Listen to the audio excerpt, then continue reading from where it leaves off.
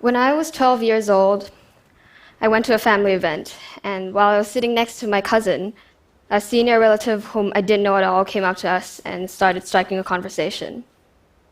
He asked if we were sisters, and I said no, we're cousins, and she's 3 months older than me. Then he took another long look at us, especially at me, and said, "Oh, why is the younger one so much bigger?" And although he probably meant no harm at all, the way he said it, I felt like he was saying it with shock, as though this was something that was entirely abnormal, as if I was abnormal.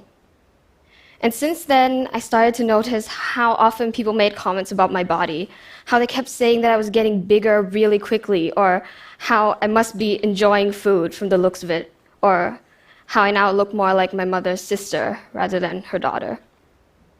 And since then, I became progressively more and more sensitive to any comment anybody ever made about my body and my behavior around food. It also didn't help to grow up in a big family with a lot of older people who really have no filter in their comments. They would often greet me right away with like, "Oh, look, you've gotten so much meatier," or "Your face looks so round, you must be eating a lot." And again, they probably never do this intentionally or even consciously, but that doesn't make the comments hurt any less. If anything, it makes it hurt more. And so with the constant stress that came with my family, I started to dread the weekends. I hated being compared to my cousin when she came to my house, and I hated wearing similar clothes to her, or I hated walking past or in front of anybody because that would give them an opportunity to judge my body. And every time I saw a reflective surface, I would catch myself checking my reflection every 30 seconds to make sure my stomach didn't show, or that enough of my hair was covering my face so that it didn't look too big. And I also tried to avoid food, telling myself that I didn't have the right to eat it, even if I wanted to, or especially because I wanted to eat it.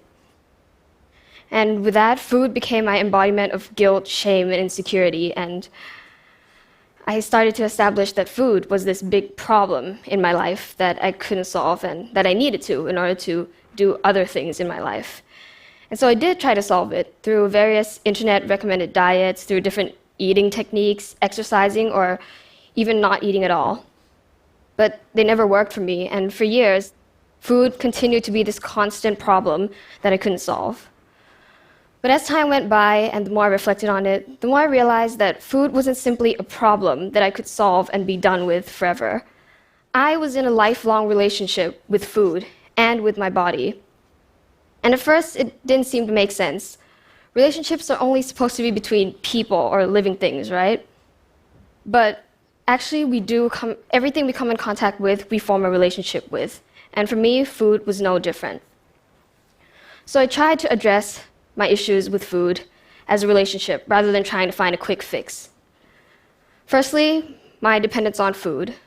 The way I relied on food to help me forget all my struggles was similar to relying on a significant other in a relationship. And although it's not wrong to rely on someone you trust and love, fully depending on them can often be very unhealthy.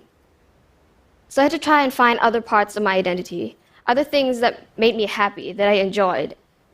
And that definitely wasn't easy. It definitely still isn't easy, because as I grew up, I have succumbed to the pressure of excelling in all my hobbies, that I had to succeed in order to be loved. And so food became my only source of pure enjoyment. But I knew I had to push past that excuse of not being good enough and just try to rediscover myself. So I did. I tried playing volleyball alone in my backyard, and that lasted for a week.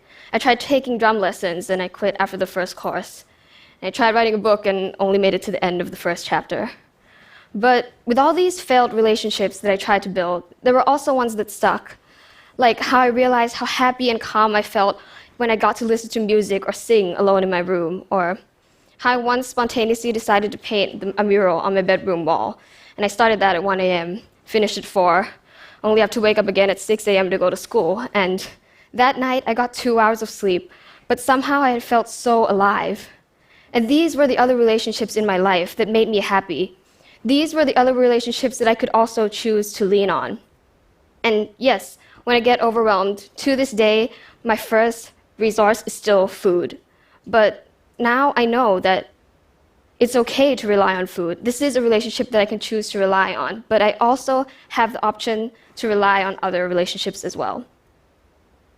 Secondly, I had to address my relationship between my mind and my body. The way I criticized my body, especially compared to others, was no different than an act of belittling someone in a relationship. I would often blame my body for being the reason I wouldn't participate in social activities or the reason I wouldn't act like my true self.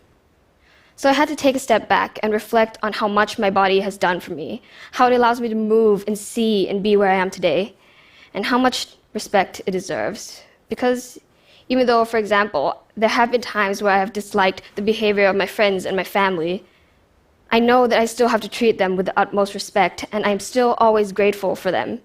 And if I can choose to treat my family and friends that way, then why can't I treat my body that way as well? Of course, it's not that easy, because most of the time I look in the mirror and still hate what's reflected back.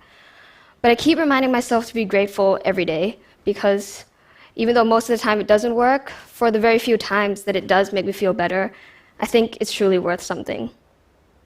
And these were just examples of some of my struggles that I tried to address in the form of relationships, and that has helped me to make so much more sense of my struggles, as well as seek healthier changes. However, it is important to note that everybody's case is different, and if you do feel like you're struggling from mental illness or an eating disorder, you should seek professional help, because struggling in any relationship at all is very real, it's very valid, and definitely nothing to be ashamed of. I'm still healing, and I'm still trying to mend my relationship with food. And I know it will take time, not even an amount that I can fully specify to you right now. But I have full faith that time will continue to change my life, every aspect of it, and even looking back now, when I felt the most static in my life, I can see that I've always been growing. I was unknowingly growing into an unhealthy relationship, and now I'm hopefully growing out of it.